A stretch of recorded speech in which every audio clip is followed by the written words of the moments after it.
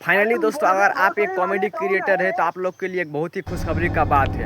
अगर आपके वीडियो पर 3 से 4 ही व्यूज आता है तो मेरा बैकग्राउंड यूज कीजिए। आप लोग का मन में सवाल होगा कि लेकिन तुम्हारा बैकग्राउंड मिलेगा कहाँ। इस टॉपिक पर मैं एक वीडियो बना दिया हूँ, लॉन्ग वीडियो, वहाँ पर जाके देखिए मेरा ही चैनल पर। आपको पूरा वहाँ डिटेल्स में पता चल जाएगा कि मेरा बैकग्राउंड मिलेगा कहाँ।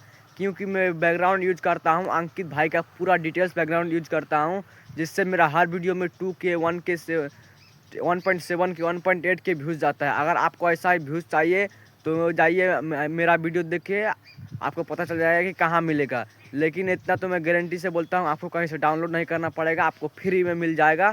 तो जाइए वीडियो देखिए, आपको पूरा पता चल जाएगा। और दोस्तों, अगर आपको किसी तरह का परेशानी हो डायरेक्ट हमको कॉल कर सकते हैं, क्योंकि मैं अपने लॉन्ग वीडियो पर डिस्क्रिप्शन में अपना नंबर भी दे दिया हूँ। जाइए वीडियो देखिए, अगर आपको किसी तरह का परेशानी हो तो हमको ज़रूर कॉल कीजिएगा। Thank you.